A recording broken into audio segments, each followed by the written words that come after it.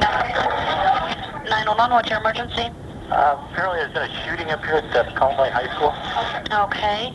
We've got people on the way. Do you have any more information? No, I don't. I got about 20 kids here in my house. I live just south of it. Okay, you're at... For the past few weeks, we've been investigating the Columbine shooting through Dave Cullen's book, Columbine. Every page is filled with untold stories of the lives touched at one of America's most notorious school shootings. According to CNN, there have been 300 school shootings in the United States since 2009.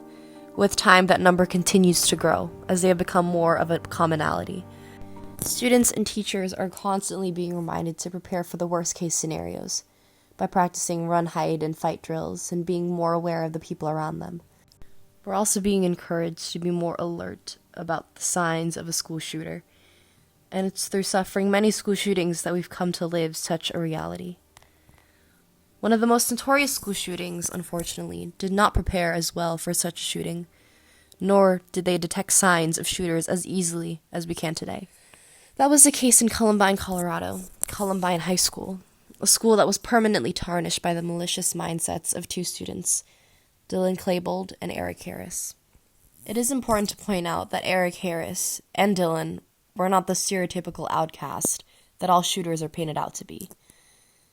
Eric's social life thrived, and he was considered charming, and he got along with the jocks that he was later accused of hating. Dylan was meek, self-conscious, and a shy friend that lived in Eric's shadow. But he had no reason to hate anyone. Unlikely murderers. But how unlikely was it really?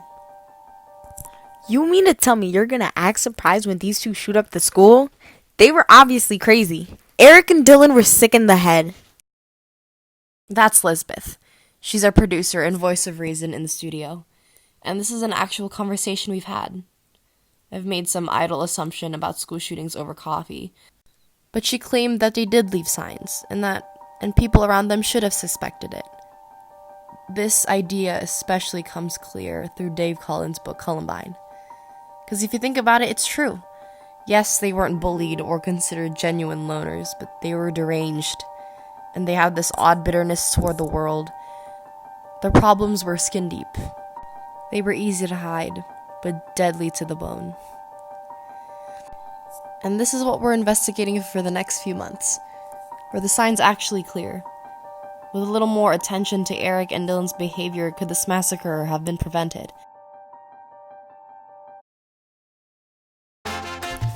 Brought to you by the Brian McMahon High School English Department, supporting kids' education through the understanding of the English language, giving us the knowledge that made it possible for us to create this podcast. Welcome to the JELLY, ran by Janelle Patel, Ella Valiente, Lisbeth Bagero, and Lucheza St. Dennis. And I'm your host, Julianne Tejada.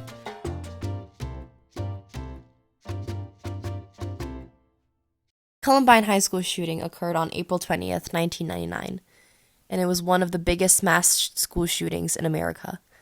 It caught the eye of many people around the nation. The high school itself is located in Littleton, Colorado.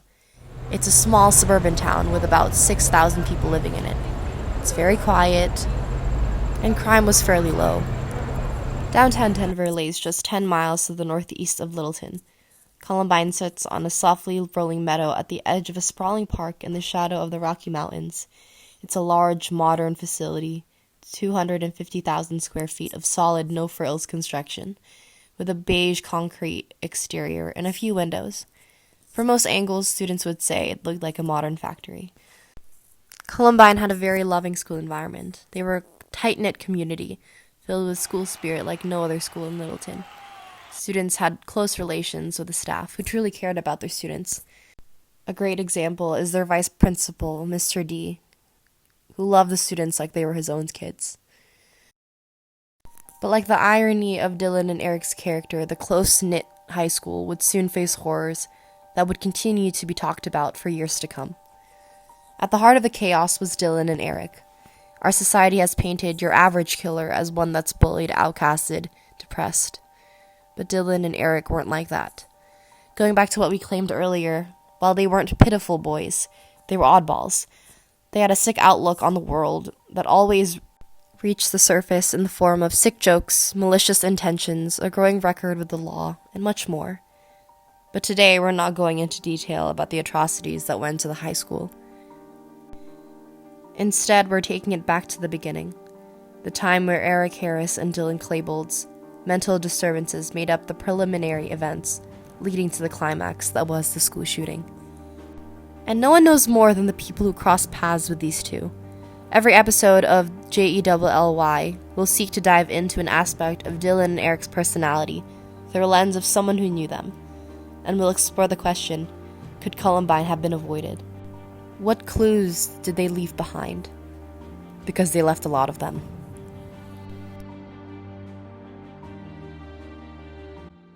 We started off by getting into contact with a few people who were close to the two. The first person that we talked to was Chris Morris. Chris worked with Eric and Dylan at Blackjack Pizza. It was a small pizza place with a few tables and chairs at the Littleton Mall. Chris was close to the boys. They were all good friends. Chris knew that the boys were messing around with pipe bombs, and even asked him to store naplin at his house, which, for those of you who don't know, is a chemical powder that's used in bombs. And yet the only time that he ever stepped forward was after the massacre. It's a little strange how such a suspicious conversation didn't excite him to tell officials about it. I don't know. However, our interview sought out to answer these questions, the curiosities that we had regarding his stance on everything. Yeah, I knew about Eric and Dylan from school. A lot of people assumed we knew each other from the Trenchcoat Mafia, but they weren't even a part of the club. Unlike them, I was picked on a lot, and that was my way of putting my frustration out there. We mostly bonded through work. How was it like being around them? Eric has this fascination with Nazis and pipe bombs. In retrospect, it definitely should have been obvious what their intentions were. Not only were they looking for guns from one of our coworkers, Phil, they also jokingly recruited to help them kill jocks. They would be like, "Ha ha, you're going to help us blow up this school, right, Morris?" And this never bothered you? I mean, I reported myself to 911 as soon as I heard about the attacks, but by then it was too late. The fear and guilt was, and still is, crushing. It's hard to believe Chris wouldn't think twice about the suspicious things he witnessed Eric and Dylan do. But we open our season with this interesting friendship, so stay tuned. Another narrative we'll cover for you is the odd, budding relationship between Robin Anderson and Dylan, and how the sweet intention of one girl could turn her into a close affiliation with shooting. Robin had a closer affiliation with Dylan. Dylan took her to senior prom, which at the time was a very big deal for those teenagers. All around the school and town, Robin was known as the sweet little church girl, who was very religious and the head of her youth group. However, confusion hits when you realize Robin lent a hand in the shooting. In our investigation, we find out that Robin confessed to the police that she helped both Dylan and Eric purchase guns at a local gun show. How did she not question why they wanted guns? Yeah, Dylan was quite close to me. We went to senior prom together, and I was super excited. May or may not have talked about it to my friends for the next few days after. And you never suspected a thing? Like, why would they ask such a thing of you? It was as simple as me being 18 and old enough to buy one legally, but I had no idea they were planning an attack. They assured me that they wouldn't use any of the guns to hurt anyone. That was really important for me to know before I did get them. Had she suspected odd intentions and told the police earlier, could Columbine have been prevented? It's a question that probably rings through Robin's head a lot, and she tells us more about it in later episodes, so stay tuned for that. And the rest of the season is comprised of Brooks Brown, a childhood friend turned sour and more sour. So you were friends with Dylan and Eric. Mostly Eric. We were childhood friends, but we had a bad falling out that led to us being on more aggressive terms. But Eric was always kind of mad at the world. Scary? Oh gosh, yes. It got to a point where he compiled a 10-page rant on his webpage about ways he wanted to kill me. Like, what? And Judy Brown, who's the mother of Brooks Brown. And she claims she's always known Eric would end up like that. An angry, bitter boy. It's terrible, I know, but Brooks and Eric grew up together. I saw firsthand the terrible temper he had. There was one time he threw a terrible tantrum after falling into a creek. When Brooks tried to tell Eric's mom about the ice he threw at her car, Eric flipped out. We went to the police. The police were the ones who didn't do anything. And we'll end the season with Eric's mother. It is kind of ironic that he loved fireworks so much. That smile and the gleam in his eyes, that's ingrained in my memory forever. And did you ever expect any of this? I mean, look at these entries. It's like a completely different person. There was an anger inside Eric's heart that was only able to ever see relief through hurting others. It was a God complex that deemed everyone inferior. And the love and admiration all around him wasn't able to dig deep enough for him to see. Dylan craved love as well. Deeply insecure and depressed, he found his comfort in the wrong place. These boys needed help. There was enough breadcrumbs throughout the course of their high school careers, and there were many opportunities to alter the course of this monumental tragedy, had people paid more attention. But regret is useless, and the only thing we can do is move forward, and hope we all can be a little more cautious and mindful about those around us. That's what we'd like to do for the next few episodes. Let's have a heart for people like these. Symptoms of depression and mental disturbances are usually visible to others, but not enough attention and care is brought to those who need it most. A disastrous situation could always be prevented. People just have to get to the roots of the pain before the shooter does any further harm.